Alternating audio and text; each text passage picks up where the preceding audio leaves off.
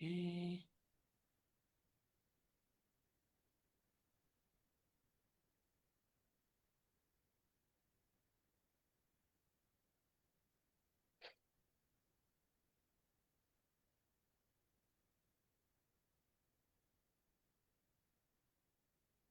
Okay, Nimbula Vinaka.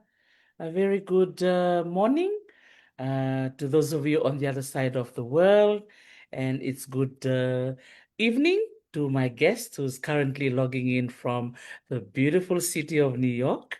And it's Hello. good afternoon for me here Yeah. in California because it's only 3 o'clock in the afternoon. So today will be a very special Talano session in which we'll be going down memory lane.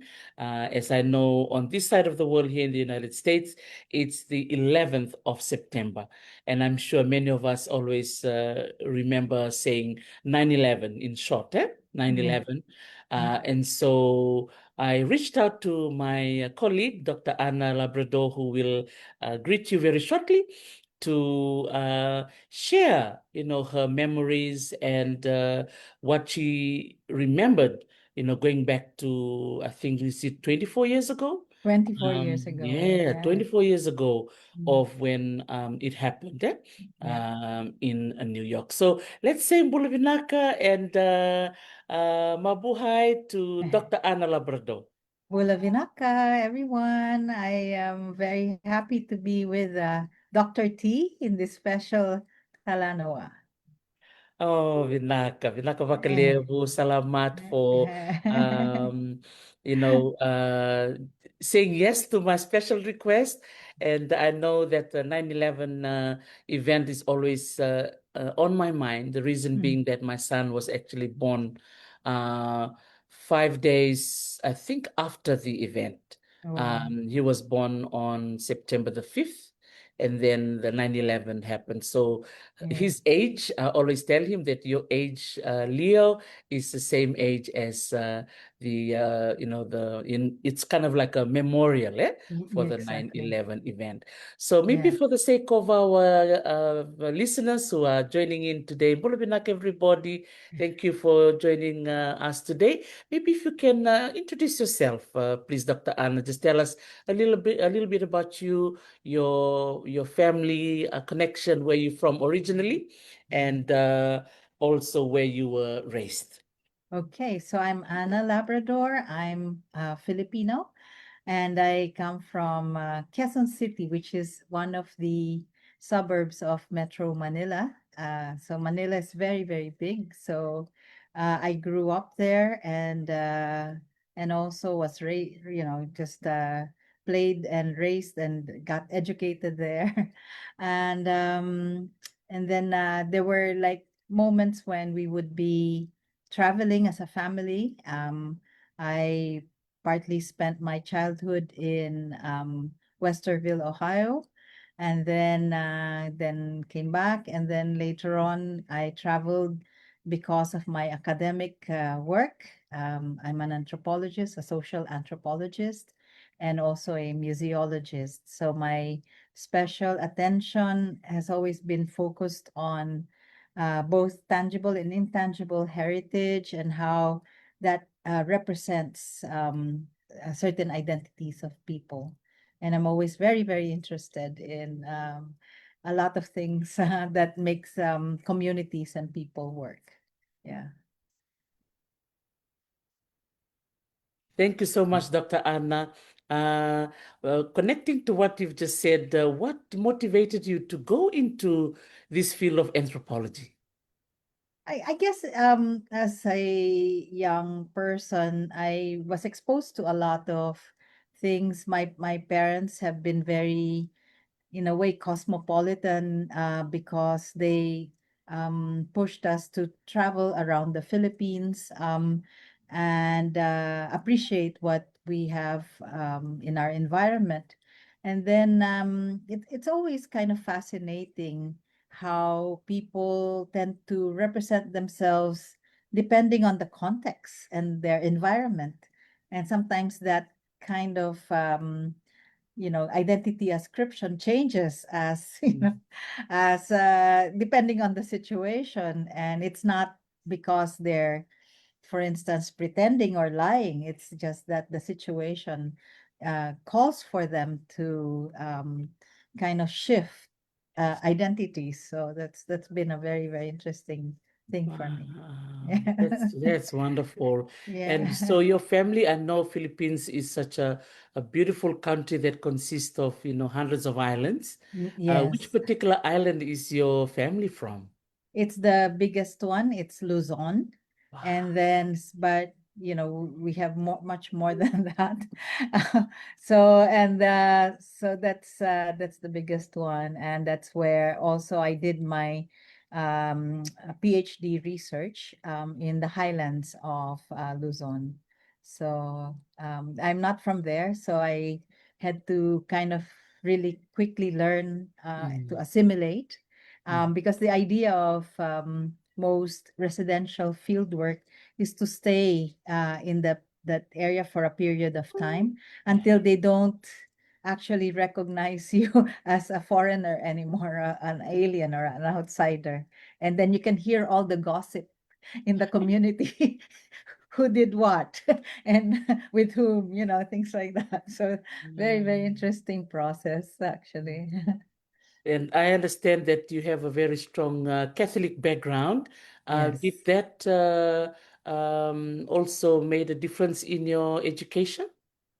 I think so. I went to a Catholic school growing up, and of course they usually get good teachers, and because of this whole faith formation aspect of things. It's we're always required to be more charitable, more compassionate.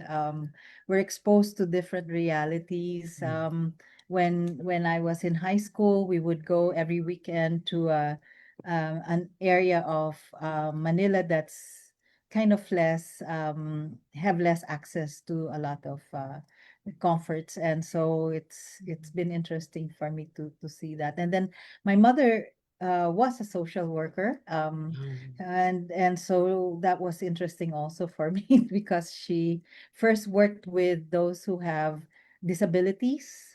And okay. so I learned how to kind of read Braille at a young age because I would use Braille Wow. as a coloring book, like activity book while she's working, and yeah, she would take me to work. And then later on, she had all these kind of interesting aspects of educating young women to become social workers. And Mm, so that also became my entry point to study in the highlands of Luzon, wow. because she had students who were assigned there. No longer students, but they were as professionals assigned in that part of the Cordilleras, we call it. Yeah, Wow. yeah. And and also in terms of for our audience to know and appreciate that having a PhD is a lot of work as well. Yes. Now, did you ever thought when you were in high school or secondary school that you will end up in a university? Um, well, we were required to be in the university, but not beyond that. Had to do any further degrees. It's just enough to be able to take on a profession or do some work. But I was actually groomed to be by my parents to be a um um to go into medicine.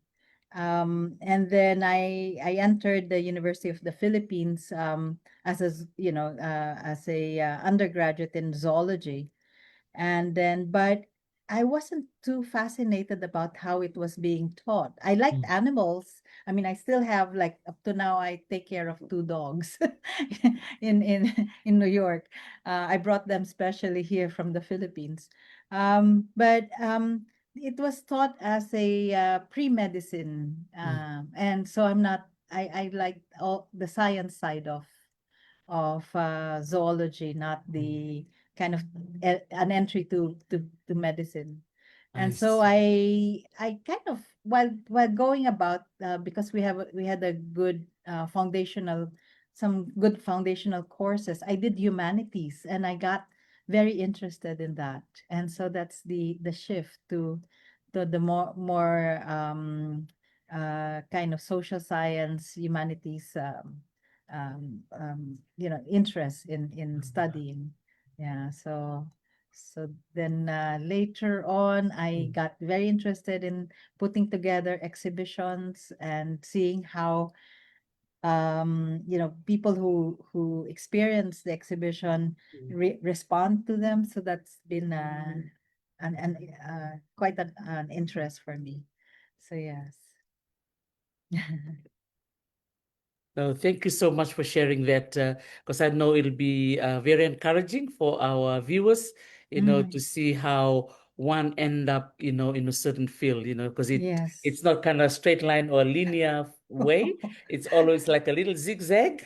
Um, but for some Well, reason, your love for animals is still there, right? yes, and but I have to tell you, I have to reveal to you that I wasn't particularly a very good student. Until I got very passionate about my studies. So, I didn't think of myself as any different from my classmates, but Mm. I worked very hard. Mm. I'm very willing to work very hard up to now. Mm. So I think that makes a difference, Mm. and but you must be passionate. You must know what you're going to do with a Mm. degree afterwards. It's not something that you decorate yourself with and have all these extra letters after your name. It's Mm. really something that it should be part of already your the way you live. That's the main thing. Yeah. So, in terms of your love for museums, you talked about zoology, and you talked about your mom working in the social work field, Yes. which is kind of like you can start to see the picture of your life. And to Yes. me, hearing that, I'm not surprised of knowing who you are as a person.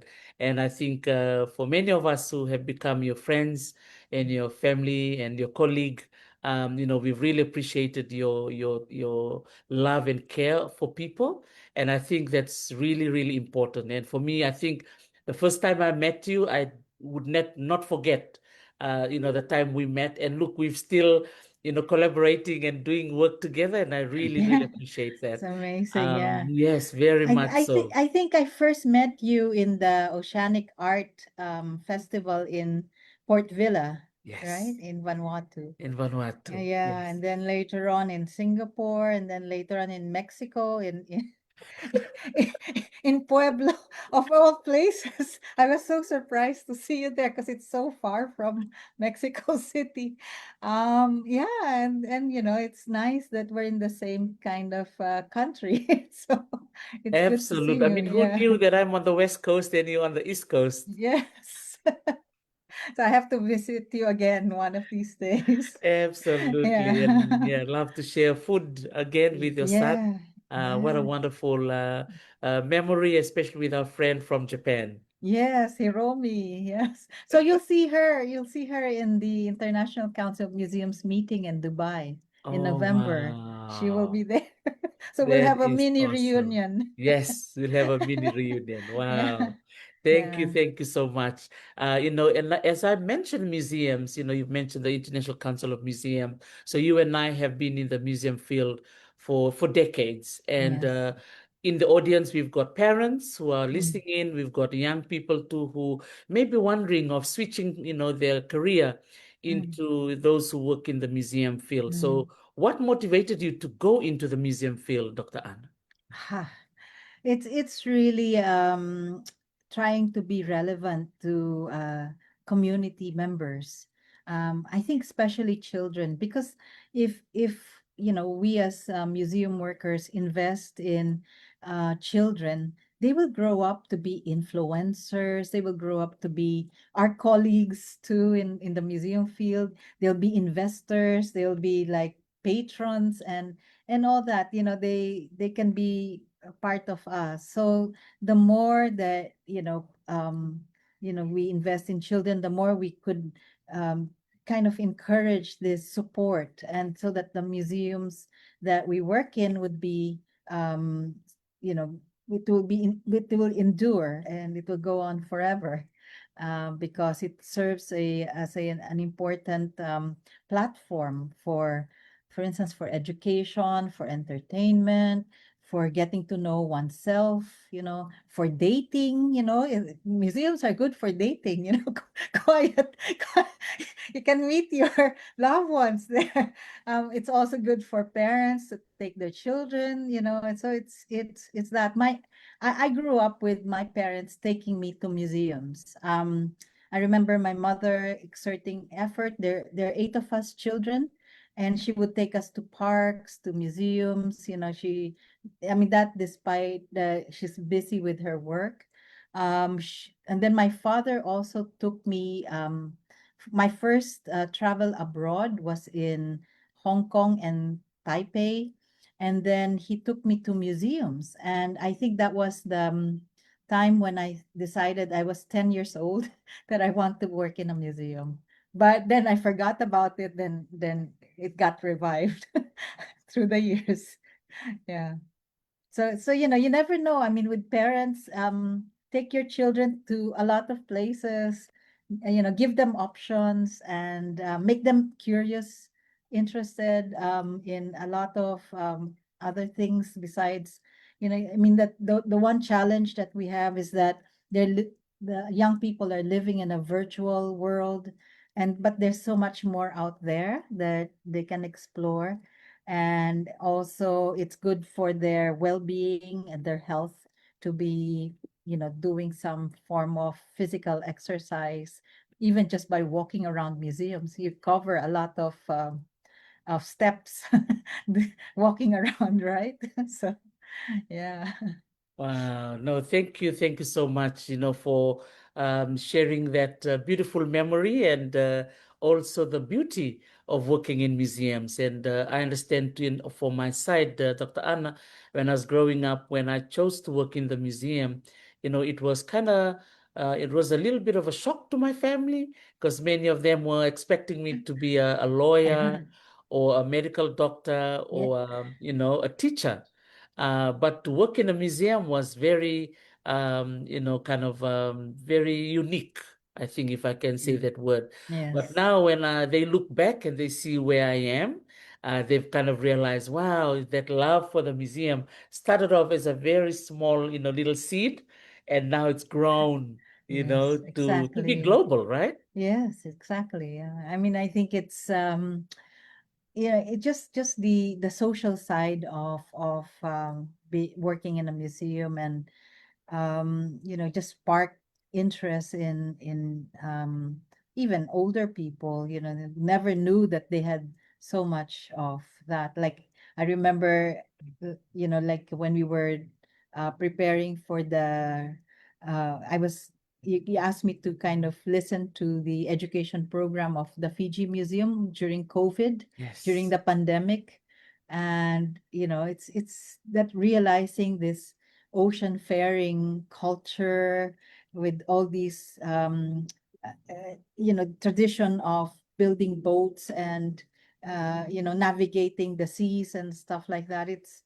There's so much to tell in even just one or two objects, so yeah. Absolutely. And I think we both come from a culture of storytelling.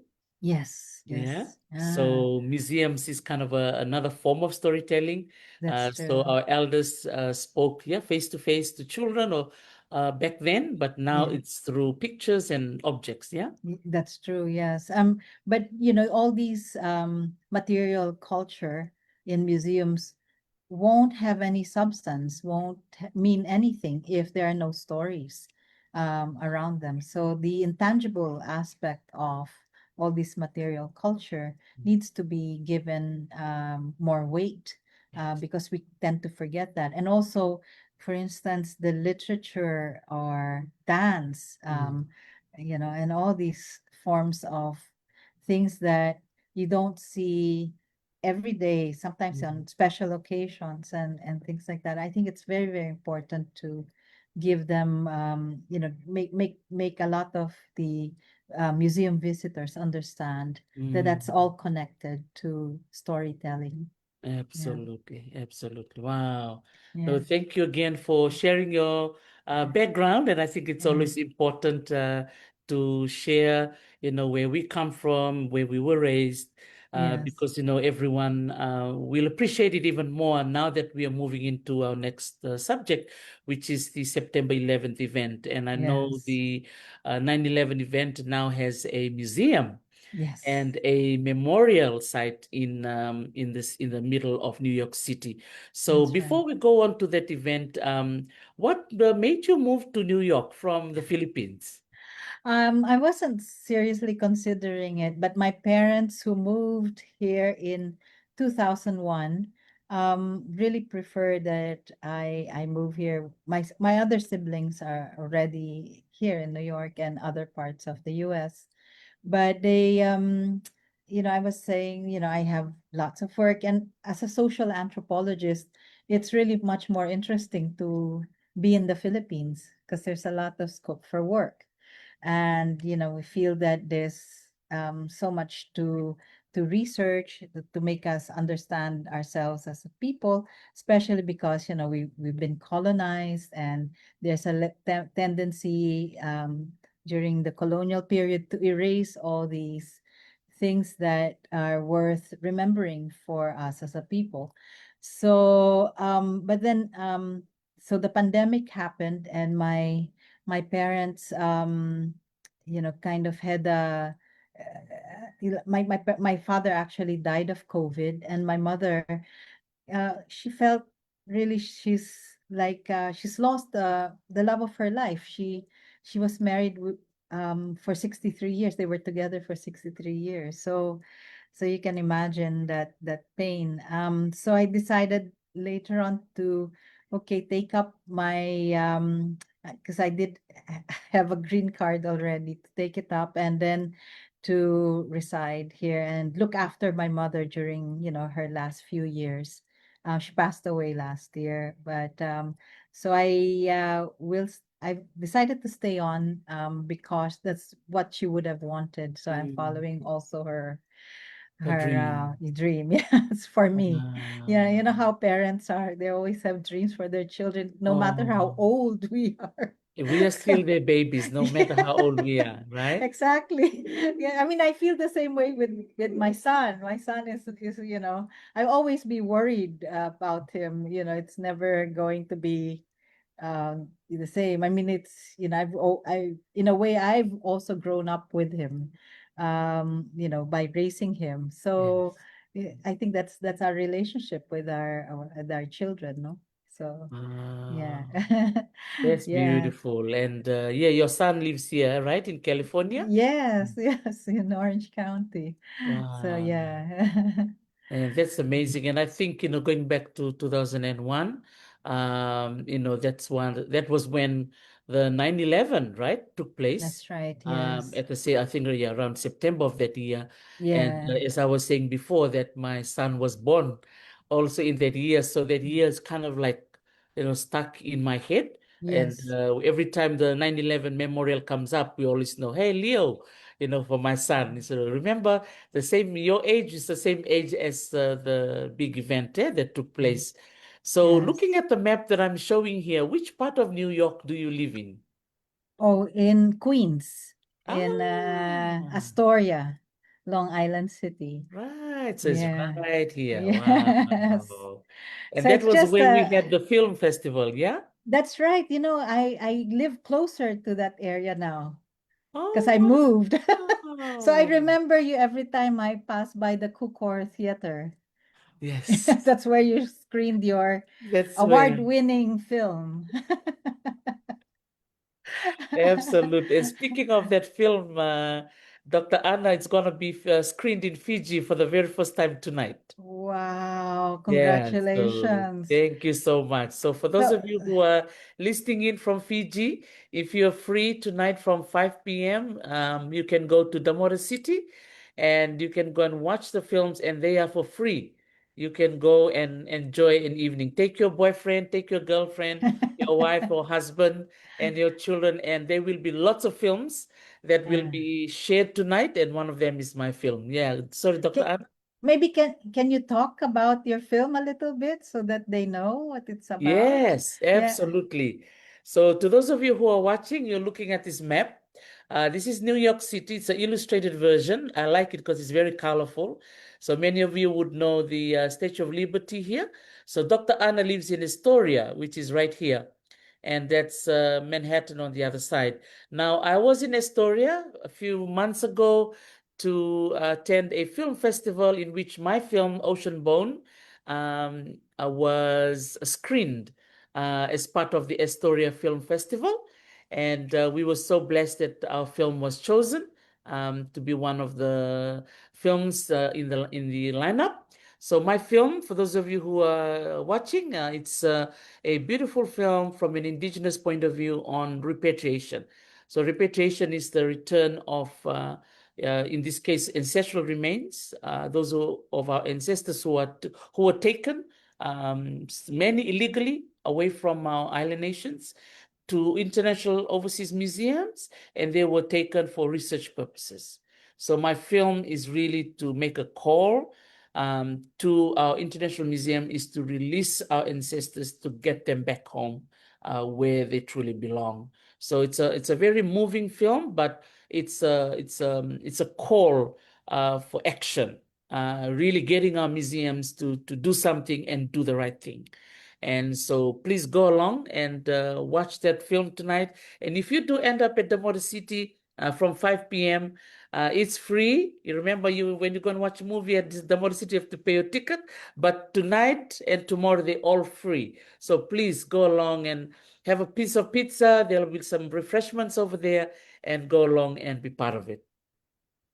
Okay. Yeah, thanks for asking, Dr. Anna. Yeah. So tell them where the 9/11 tragedy took place. Yes. So Yes. for those of you who are watching, everybody know, that New York was, the site where the bombing of the World Trade Center. Now, it's interesting, Dr. Anna, when I was, preparing this, I realized that there was also a bombing in 1993, right? Yes, that's right. Yes. Yeah. Also a World Trade Center. That's right. So Yeah. when I was visiting the memorial, I noticed there were also the names of those in 1993. Yes, that's right. Yeah. Wow. So it's quite sad. Mm. So it happened around the financial district. Yeah. So that is around Near, here. no, the Ah, Statue of Liberty. okay. Lower. Yeah. Here, Yeah. yes. Yes. That's Yeah. where thing, right. I gotcha. Yeah. Okay. Yeah. So this is the Upper Manhattan. The Central Park is further up here. Yeah. The Bronx up here, but the Queens is where Dr. Anna lives, but it's closer to the financial district, yeah? About the World Trade Center. Yeah. And I remember too, Dr. Anna, when we watch movies about New York, the Twin Towers always show, right? Yes, that's right. Yes.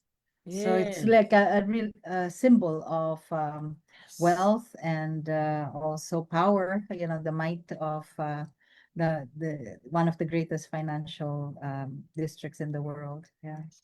So yeah. So Absolutely.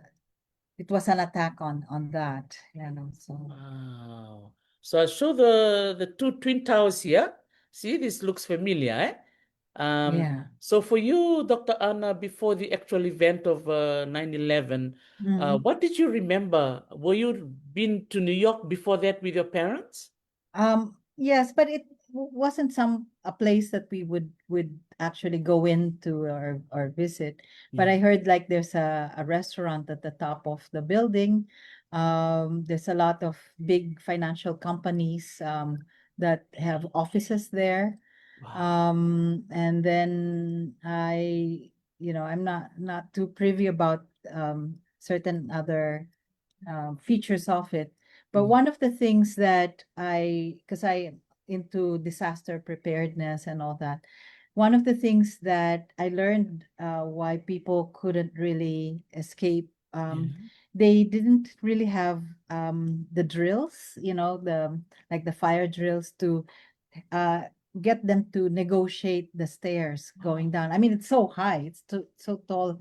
They probably thought that, it's so difficult to, but not many people knew where the fire The exits fire were. exits were. Yeah, yeah. So, but then of course, you had also the problem of an airplane going through, like in the upper parts of it, and then so it was also difficult anyway to escape that. Yeah. So the planes were used as bombs in that sense. Wow. Yeah, but that I don't know if they really meant to topple down the entire building. So, but then the other thing that I think you should know is that the um, the deaths after this event, actually, there's more people who died, the frontliners, who had kind of illnesses as a result of being exposed to the dust of the debris of this building. So so it's been really terrible up to now, because there's more names added to what's being read in like the programs in the like this morning there was a whole program. Every September 11, the names of those who died in that building are called out by relatives of the those who died. Yeah. And Yeah. So it's yeah, sad. So it's there are more really more grim. people who died now due to the exposure to the dust. So Wow. it's so nearly 3,000 died during that the bombing of the Twin Towers, but there's more people who have now died. That's I think more than 4,000, 5,000. Yeah, yeah, who died from that. So there's a lot of those who were front for the first responders, the firemen, the policemen, the ambulance medical teams who were there on site. Wow. So They yeah. they did not anticipate the size, right, of the disaster. No, no, it was terrible. I mean, I remember being in Manila at the time, and then a friend said, "Go watch CNN. There's a plane that went through the one of the twin towers." And I thought, how can that happen?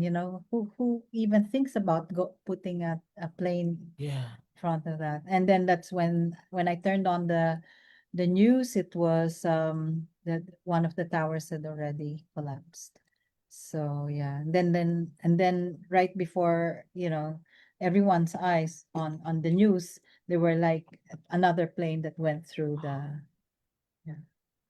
Oh So my yeah, so goodness. it was really tragic, and a lot of innocent lives were lost, Yeah. and members of families, they were deprived of their members of their families. So, Yes.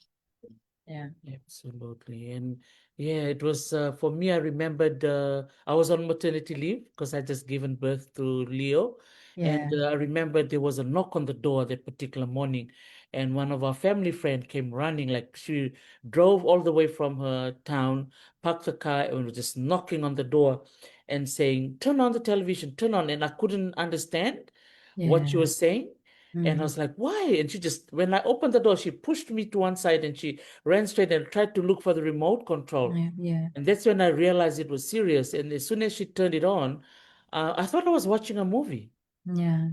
It's surreal, right? So it's something that's really unimaginable. So Um, yeah. So yeah, mm, so there's a memorial to it now. There's a different building that's we've seen that together, remember? There's yes. this two fountains going, kind of that goes deep into the ground, Mm, and then the names around it of those who perished during that tragedy. wow. Yeah. So, and then there's that museum where they preserve some of the the remnants of parts of the building, Mm. the fire truck that first responded to the emergency. But what I liked about that museum is Mm. there's this kind of a digital wall of all the Mhm. portraits, and then you can go on and they have this very big yeah, that's the park. That's the just outside the Mm. 9/11 Memorial Museum. Yeah. S- Wow. And then and then yeah, and then the museum itself goes deep down too in the underground. Mhm. And then you can see the foundation of the Twin Towers from there. Yeah. Wow. But I do like the idea that they've represented those who died with their portraits, and Mm. you can click on the table, the digital table, and then you can read more about the lives of those who passed away. Mm. Yeah. How did you feel visiting this memorial site for the very first time? What was in your mind at the time? Really, really sad, but I think it's what the goal was really to help process what has happened in on that site. Mm. There is also an attempt to, in a way, make you sad because of the different Mm. features of it, and there are tissue boxes for people are who Oh. tear up because it's a lot of very tragic aspects of it were shown. Mm. So it's a place for processing Wow. your feelings about the site. But of course, it's been like 24 years. One of the things that I've seen recently online was people who maintain those two fountains, and they said people throw coins in them, like turning them into wishing wells. And I think there's uh, I think a need to explain to younger generations that this is not what it seems like, and you go to other parts of the world where you throw coins in the fountain and make a wish. This is like really a memorial to those who died. So they have to be Mm. more sensitive about those things. Yeah. Absolutely. And how many times have you visited this place? Do you get guests who visit Yes. you and then you take them there? I think it's an interesting place to Yeah. visit. I mean, I've been visiting even before the museum, because I would come like 3 times a year to visit my parents, and so it's been interesting how they've developed the site, and the kind of this I guess it's the that American or even a New York spirit Mm. of wanting to defy what's been done Yes. to them. And so the area is really much nicer than what it was before. Uh-huh. Yeah, so the even the where we went, the Oculus, Yes.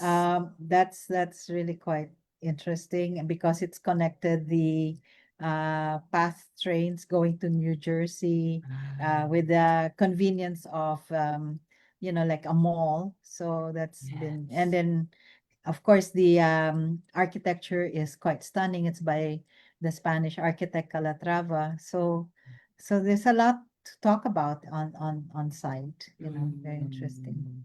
Yeah. Absolutely. And I think the other question I was going to ask you, as museum people, both of you and I work in the museum.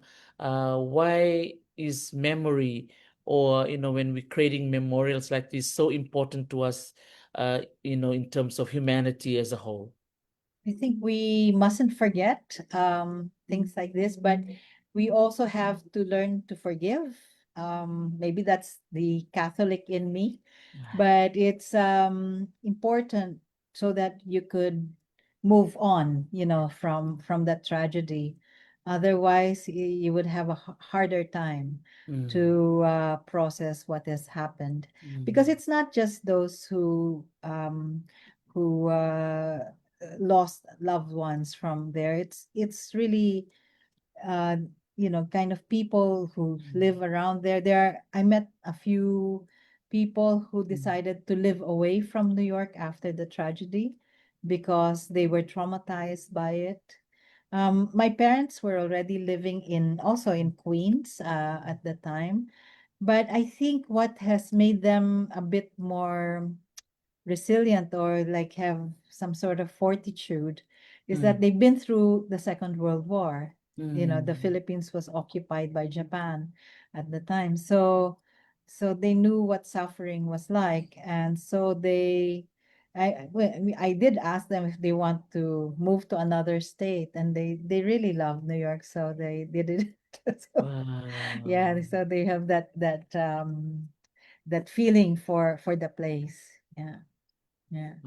That's wonderful. And I think it's a blessing, yeah, that your parents, made a decision for them to move Mm. from the Philippines over to the US and Yes. specifically chose New New York York. because, Yeah. there's so many places where they would have chosen, but they Yes. chose New York. And look at where Yeah. you are right Yes, now. exactly. Thank you to my parents. Yeah, Yes. Wow. exactly. What a visionary mom and dad you have. Yeah. Yeah, they like the place because they can go to one place in even within Queens, and it will be like Chinatown, and they can purchase all these things that they can Wow. get back home.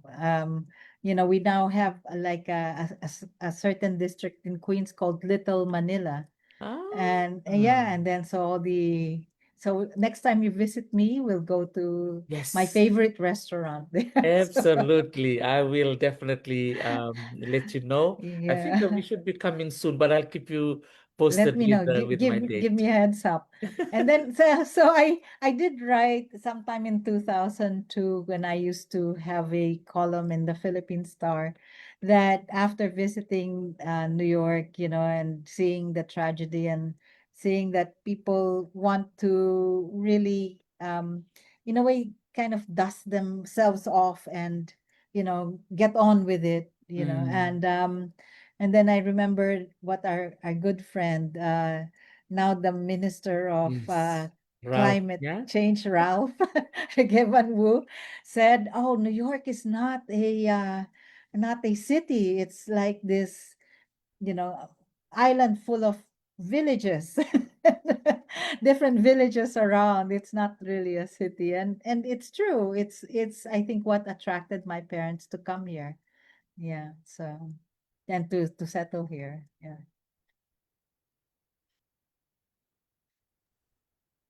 Thank you so much, Dr. Anna. Now, for our listeners, there's quite a few joining us today. Some of them may want to visit New York, and now you're a New Yorker. And for those of you who are listening in, I've been there twice Uh-huh. already, and I met her twice. So Yes. she's a wonderful hostess, and I'm sure many of you, if you're lonely in New York and you go there and you don't know anybody, reach out to me, and I can Okay. also reach out to Dr. Anna. Sure, What would sure. be Yeah. your advice, or Yeah. what little tips would you share to those who want to come and visit New York? Well, I mean, it depends really what your goal is, coming over. But I would advise against going to the very touristy areas. There's a lot more to New York than Times Square or Fifth Avenue. There's there's really, I mean, not just the museums, but the parks are actually quite amazing. And so you spend a day or two in Central Park, because there's different features of it. You can even go to a zoo. There's a zoo in Central Park. So, so if you're coming on like in the winter, you can even teach yourself to ice skate, because there's also an ice skating rink in Central Park. But there's so much more. I mean, like we always think that the exhibitions just happen in museums, there are exhibitions in the New York Public Library, for instance. Here in my part of New York, there's a museum of moving image, very close to your Cooker Theater, and then also that's yeah. So yeah, so there's a lot more to go to. In Woodside in Queens, that's where Little Manila is. So you can have a choice of Filipino restaurants there, Woodside. Yeah.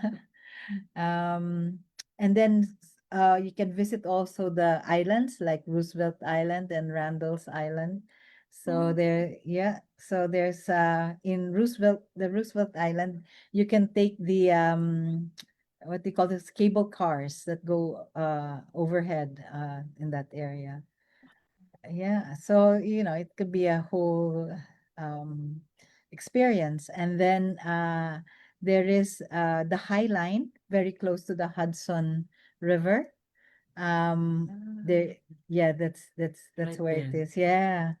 So Ah, it's a park. It used to be like a like there would be trains delivering um materials to factories around the Chelsea area.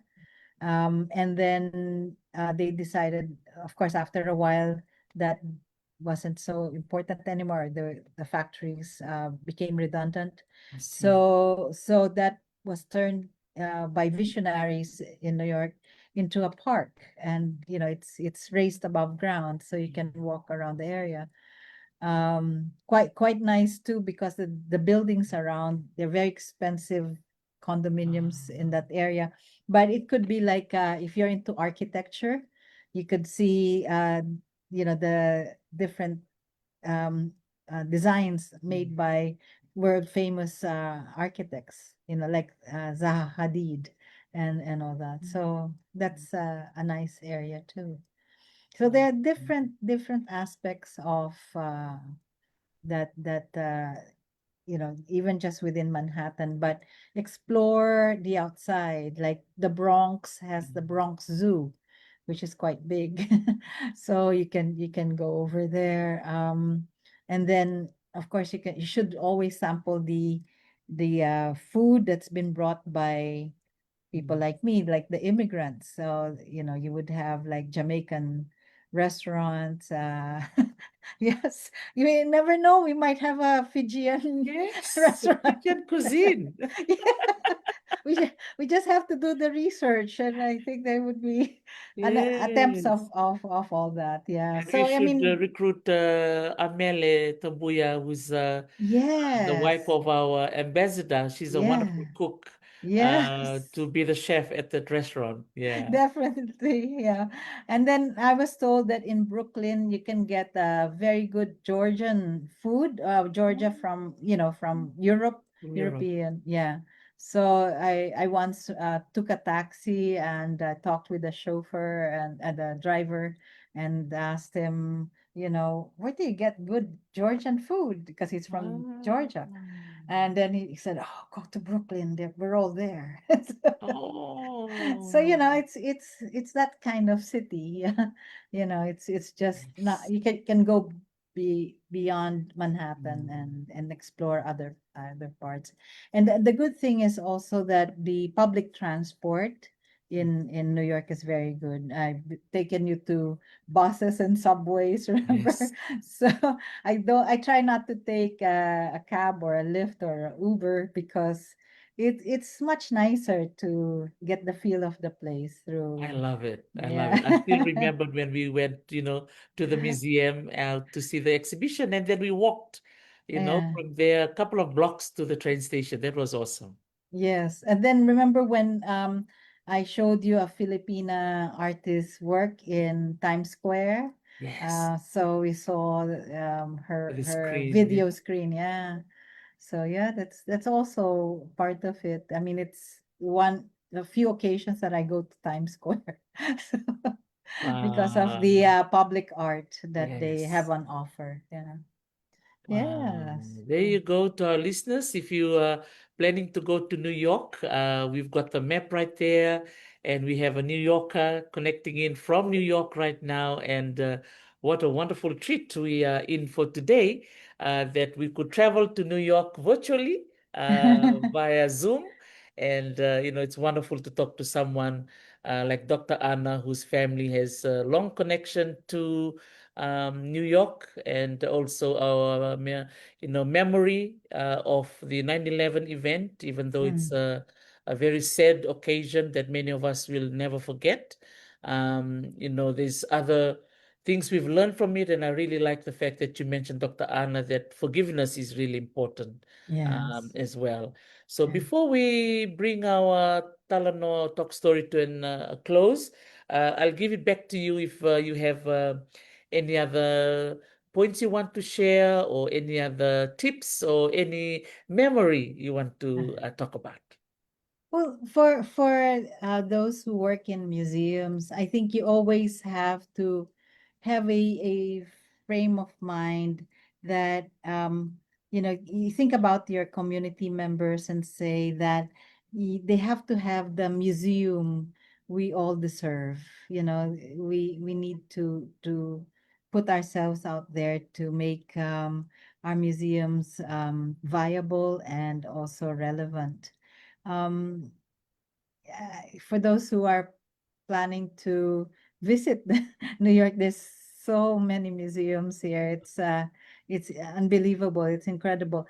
But most of the museums here, you have to pay for to enter.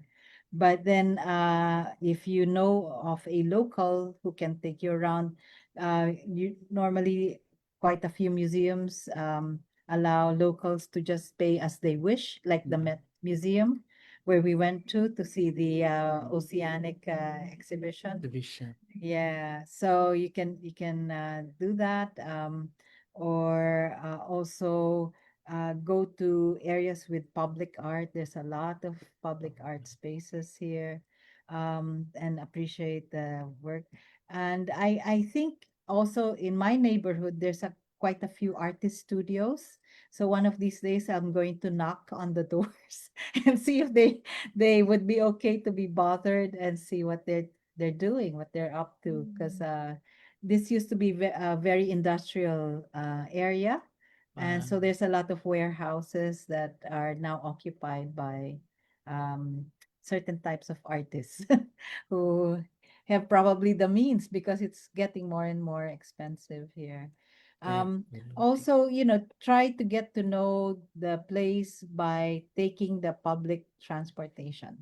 It's you might find certain aspects of it a bit strange, but that's New York, and then you'll see how people react to even the strangeness. To be able to live in a very dense city and be at peace with that, you have to kind of accept difference and Mm. tolerance and all that. So I think that's what I like about this. You can pretty much go to a supermarket wearing your pajamas and no one would care. So I don't do that because I always remember my mother saying you have to look your best when you go out of your house. But I've seen people who actually do that, and then no one really cares. They don't get teased or told off.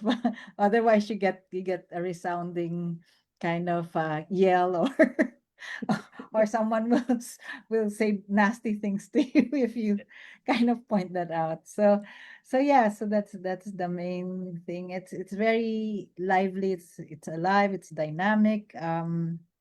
And it's also a hard place to live in. It's very expensive, but you have to know how to be frugal, spend on things that you prioritize or have more kind of um, passion or feelings towards, but you don't have to eat out all the time. It's Mm. I think one of the things that would shock your viewers would be the tips that goes up to Yes. 80% now. That's basic. And Oh, then 18%. And then also the taxes that are not included in the prices, uh, like in the menus and stuff like that. So tips and taxes, yeah? yes. Tips and tax, double T. The Yeah. whole tea. So yeah, I don't eat out a lot. So it's that. I mean, I like cooking anyway, so it's not a problem. Wow, Yeah. that's wonderful. Yeah. Yeah. So, Yeah. man, what a blessing for us to have you with us today, Dr. Anna. I know you've always have things to do. In your line of work, you're always either having online meetings and writing papers, or Yes. doing reviews of exhibitions in museums. But we are so blessed today Mm. to hear your story and even to remember your parents. Yes. Thank Many you. of us will take that to heart, that our parents, as you said earlier, they have dreams for us. And now you're fulfilling their dreams. Yes. Thank you. Thank you, Wow. Dr. T. Yeah. So to our listeners, I've always enjoyed hanging out with Dr. Anna. She's so fun to hang out with. Even my husband, the last time we were there, I was really Yes. enjoying having Dr. Anna be our tour guide around New York. She was Yeah. a natural tour guide, Yeah. showed us to different places where we wouldn't have gone to, Mhm. even swiped the card to the museum using her museum card. That was like, my husband was like, wow, you got in. Yes, see? So I think we need to have places that we have people that are in those special places. Yeah? Yes, well, definitely. So I hope to see also soon to be Dr. V. Yes. So he's very busy writing and, Oh, putting all his data together. So I'll he's pray on for track. him. I'll pray for Yes. him. Yeah. Yes. So any prayer or any Um, kind words we pass to him, he will really, yes. I wish really hear him us. all the best. I want to call him Dr. V soon. So nobody can take the tea, so he'll Yeah. give me. Yes, I let him Yeah. know. I let him know. Yes. Oh, thank you so much, Dr. Anna, for a beautiful talk story today. You took us to the Philippines and then you brought us to the United States. And what a beautiful way to go down memory lane and just appreciate history, I think that's something is my takeaway from today. Yes, and don't forget, I always the memory is really important. Yeah. Yes. So you learn All right. to forgive but not forget. Yeah. Exactly. Absolutely. All right. Thank you so much, Dr. Thank Anna. I'll you. leave you to tend to your beautiful fur children Yes. that you have and Yeah. enjoy your evening. What's the time like there in New York? It's now 7:01. 7 Yeah, o'clock. just good. Okay. Yeah. All right. Okay. Thank you so Okay. much, my sister. I Thanks. will see you online and we'll plan about our trip to Dubai. Yeah, bye, sister. Yes. All right. Take care. Bye-bye. Wow. So there you go, ladies and gentlemen. What a treat we just had to talk to Dr. Anna Labrador, who's joining in from New York City, in Astoria. And she and I have been working in the field of museums for over 30 years. And what a wonderful, opportunity that we can be able to sit together and remember those who died on the 9/11 event. It's an event that shook the world and reminded us about the beauty of life. And Dr. Anna just reminded us that the work we do in the museum field reminded us as well is to forgive.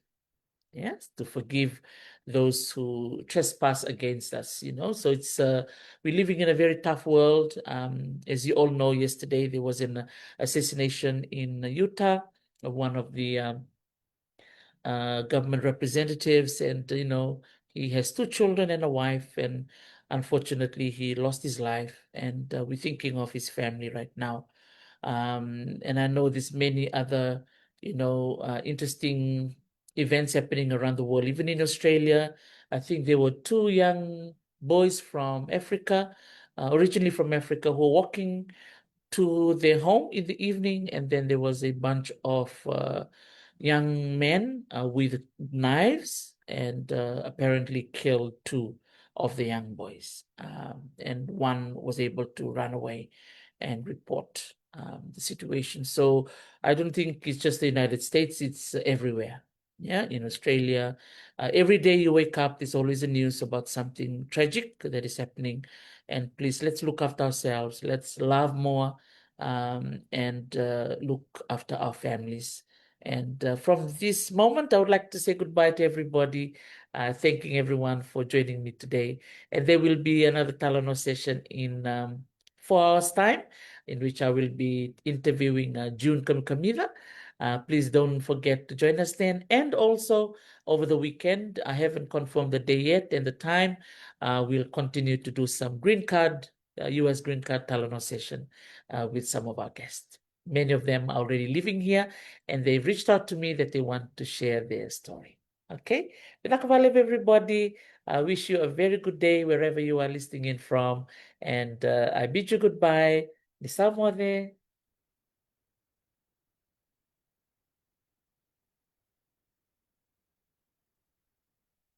Naka litia tavura mere ravikandavu rota pakarewa kuila sana ila rambaro pinakabalik na semamay. Naomi tawakivo, lolo matuyani, ile sambutivalo, Elina Rangongo, Dombolo Binaka, thank you for joining in today. Much appreciated. Wareawanga, Ini Sonia, pasimada daw daw, bata kay lutu ngauna. Sa lolo matuyani, pinaka.